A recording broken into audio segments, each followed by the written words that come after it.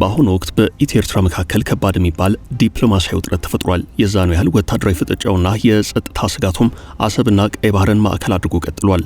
ውጥረቱ ሄድ መለስ በሚል የቃላት ጦርነት ታጅቧል። በ80ኛው የተባበሩት መንግስታት ድርጅት ጠቅላላ ጉባኤ ላይ ጉዳዩ ተነስቷል። የኢትዮ ኤርትራ ተወካዮች በዚሁ የኒውዮርክ የተመድ ጉባኤ ላይ በየፊናቸው አቋም ቀይረው ታይተዋል።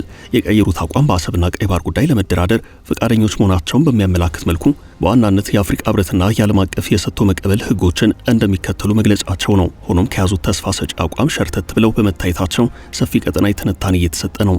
የአሰብ ቀይ ባህር ውጥረት ዳግም አገርሽቶ የታየበት ሁኔታ ተፈጥሯል። በጉዳዩ ላይ መከላከያ ሰራዊት በቀጥታ መግባቱ ደግሞ ውጥረቱን ከፍ አድርጎታል። በተከታይ በስፋት እንመለከተዋለን። አብራችሁን ዝለቁ።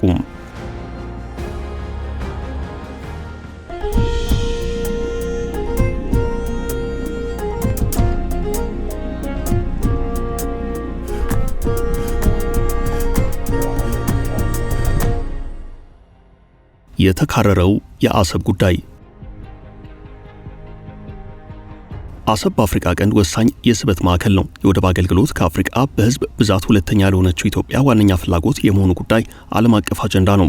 በአሰብ ከፖለቲካና ዲፕሎማሲያዊ ፍጥጫ ጎን ለጎን ወታደራዊ እንቅስቃሴውን በቀላሉ የማይታይበት ደረጃ ላይ ደርሷል።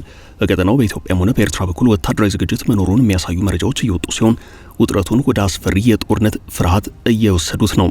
ኢትዮጵያ ለሁሉም ነገር ዘላቂ የሆነ የባህር ግዛት ለማግኘት በአሰብ ላይ ፍላጎቷ ጨምሯል። ይህ ኤርትራን አስግቷል። ኤርትራ በአሰብ ጉዳይ ለድርድር መቅረቡን ፈጽሞ አልፈለገችውም። ኢትዮጵያ አሰብን መመለስ ላይ ትኩረት አድርጋ መንቀሳቀሷ ለኤርትራ ሌላኛው ስጋት ነው። በቀደመው ጊዜ በከፍተኛ ቁጥር በአሰብ በኩል የሚገቡና የሚወጡ ዕቃዎች ነበሩ። የአሰብ ወደብ የኢትዮጵያ ነጻ ወደብ ተደርጎ የሚተረጎም ነበረም። የኢትዮ ኤርትራ ጦርነት ከተቀሰቀሰ በኋላ ግን አሰብ ከጥቅም ውጭ ሆና ቆይታለች። የአሰብ ወደብ በቀይ ባህር ደቡባዊ ጫፍ ካለ የጸጥታ ችግር ብዙም ሳይርቅ ቆይቶ እንደገና በሌላ ዙር ቀጠና የውጥረት ማዕከል ሆኗል። ጉዳዩ ከሚገባው በላይ እየተካረረ ነው። ፕሬዚደንት ኢሳያስ አፈወርቂና ጠቅላይ ሚኒስትር አብይ አህመድ አንድ ጊዜ በጋራ ሌላ ጊዜ በተናጥል አሰብን ጎብኝተዋል። ጠቅላይ ሚኒስትሩ ከፕሬዚደንት ኢሳያስ አፈወርቂ ጋር ፍቅር በነበሩበት ሰዓት አሰብን ጎብኝተዋል። ሁለቱ መሪዎች በዋነኝነት የፕሪቶሪያው የዘላቂ ግጭት ማቆም ስምምነትን ተከትሎ ተመልሰው ከተቃቃሩ በኋላ ጠቅላዩ ወደ አሰብ አልሄዱም። ፕሬዚደንት ኢሳያስ አፈወርቂ ግን በአንድ ዓመት ውስጥ ብቻ ከ4 ጊዜያት በላይ ወደ አሰብ አምርተዋል። ኢሳያስ ወደ አሰብ ደጋግመው ጎራ ያሉት ለስብሰባና ለወታደራዊ ጉዳዮች እንዲሁም ለወታደራዊ ስምሪት ጭምር እንደነበር በወቅቱ የወጡት መረጃዎች ያሳያሉ። ጉዳዩ ያሰጋቸው ተንታኞች ሁለቱ ሀገራት ድርድርን አማራጭ እንዲያደርጉ ይመክራሉ። በሰጥቶ መቀበል ድርድር የሁለቱ ሀገራት ፍላጎት ተቃራኒ መሆኑ ይታወቃል። ኤርትራ አሰብን ልክ እንደ ጅቡቲ በክፍያ ኢትዮጵያ እንድትጠቀምበት ፍላጎት አላት። የኢትዮጵያ ፍላጎት ደግሞ ከዚህ የተለየ ነው። በሰጥቶ መቀበል መርህ አሰብን የራሷ የማድረግ ውጥን አላት። በአስመራና 4 ኪሎ ባለስልጣናት መካከል የቃላት ጦርነቱ በአሰብ ጉዳይ የተካረረው በዚህ ምክንያት ነው። ኤርትራ ነጻ ሀገር መሆኗን ተከትሎ ወደብ አልባ የሆነችው ኢትዮጵያ ዘንድሮ አንላቀቅም ብላለች። ኤርትራም በአንጻሩ የገጠመኝን ስጋት ዓለም ሁሉ ይወቅልኝ ብላለች። ይህን አቤቱታን አስመልክቶ ወደ ዓለም አቀፉ ፖለቲካና የዲፕሎማሲ መድረክ ተመልሳ መጥታለች። ይህም በአንድ በኩል ለኤርትራ ጥሩ ዕድል ይዞ መጥቷል። እንዲያም ሆኖ ሁለቱ ሀገራት ወደ ግጭት የሚገቡ ከሆነ ጉዳዩ ዓለም አቀፋዊ እንደሚሆን የብዙዎች ግምት ነው። የመከላከያ ከባድ መልእክት።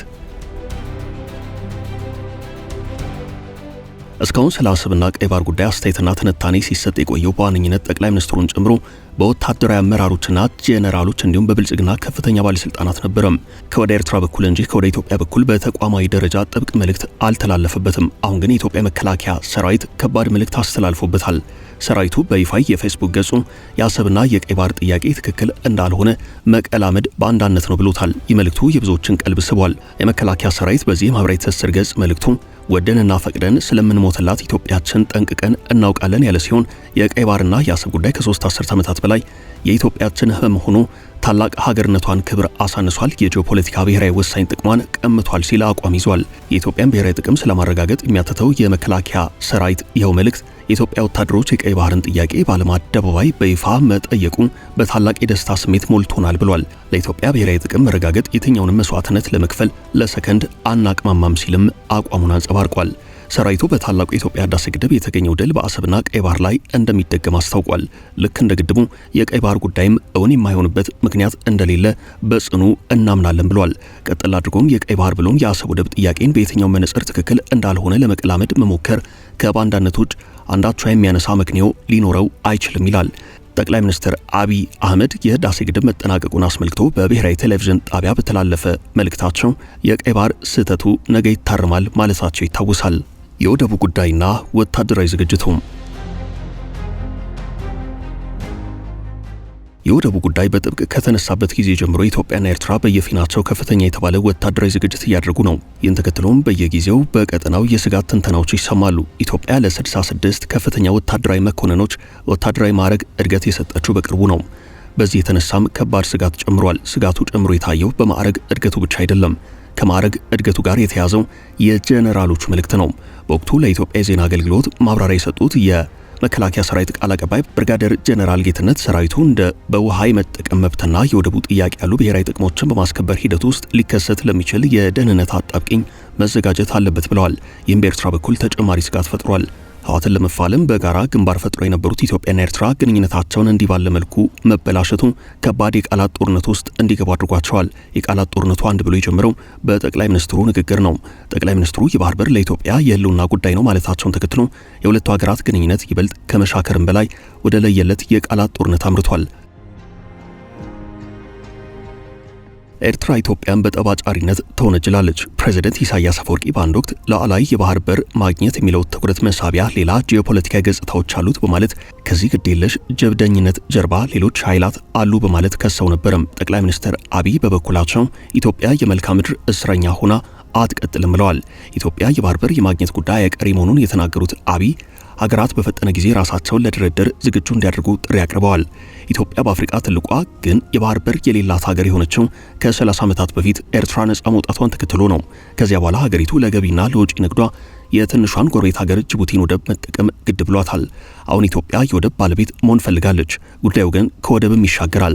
ወደብ በኪራይ ማግኘት ብቻ ሳይሆን ራሱ ወደቡን ባለቤት ሆኖ ማስተዳደር የባህር በርን ጭምር ማግኘት ነው ማለት ነው። ተከታታይነት ያላቸው መግለጫዎች እየወጡ ያሉት ከኢትዮጵያ ወገን ሲሆን በባለስልጣናት ወገን ተው በሏቸው፣ ወረራ ሊፈጽሙብኝ እያኮበኩቡ ነው በሚል ኤርትራ በአንጻሩ ወቀሳ ትሰነዝራለች።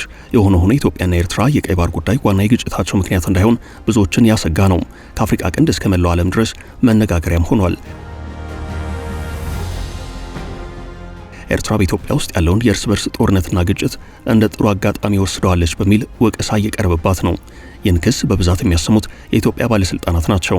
ባለስልጣናቱ የኤርትራ መንግስት እየወቀሱ ያሉት ከፋኖና ከህወሓት ጋር አያይዘው ነው። የኢሳያስ መንግስት ከህወሓትና ከፋኖ ኃይላት ጋር ተባብሮ መንግስትን ለመጣል እየሰራ ነው የሚለው ትንታኔ አሁንም ቀጥሏል። በሌላ በኩል የግብጽም ሴራ አብሮ የሚገላበጥ ጉዳይ ነው። ግብጽ ይህን አጋጣሚ እንደማታልፈው ከመግለጫዎቿና መልእክቶቿ እንዲሁም ከተከታታይ ዛቻዎቿ መረዳት ይቻላል። እናም አሁን አሰብና ቀይ ባህር የዚህ ውጥረት ዋነኛ ማዕከል ሆነዋል። ኢትዮጵያ ወደ አሰብና ቀይ ባህር መመለስ ይገባታል የሚለው ጉዳይ አከራካሪ አይደለም። አብዛኛው ኢትዮጵያዊና ገለልተኛ አካል የሚባለው ጭምር የሚያስማማ ጉዳይ ሆኖ ሲገለጽ የኖረ ነው። የበርካታ ኢትዮጵያውያን የዘመናት ቁጭት የወደብ አልባነት ዘመን ማብቃት አለበት የሚል ነው። መከላከያ ሰራዊቱ በመልእክቱ ይህን ታሪካዊ ፍላጎት መሰረት በማድረግ ነው ከላይ የተመለከትነውን አቋም ያንጸባረቀው። ነገር ግን አስተያየት ሰጪዎች ኢትዮጵያ አሁን ካለችበት ወቅታዊ ሁናቴ አንጻር የአሰብ ጉዳይ ተጨማሪ ስጋት ፈጥሮብናል ይላሉ። ወቅቱ ይህን የሚጠይቅ አይደለም የሚል አስተያየት የሚሰጡ አሉ። ሌሎች ደግሞ የለም ከዚህ በላይ የኢትዮጵያ የባህር በር ፍላጎት ለተጨማሪ ጊዜ በቀጠሮ መሰንበት አይገባውም ሲሉ ይከራከራሉ። የምን ጊዜ ቀጠሮ ማብዛት ነው፣ ጠንከርከር ብሎ የወደብ ባለቤት መሆን ነው የሚሉ ድምጾችም አሉ። የባህር በሩ የወደብ ጥያቄንም አብሮ የሚመልስ ይሆናል በሚል ነው እየተነገረ ያለው።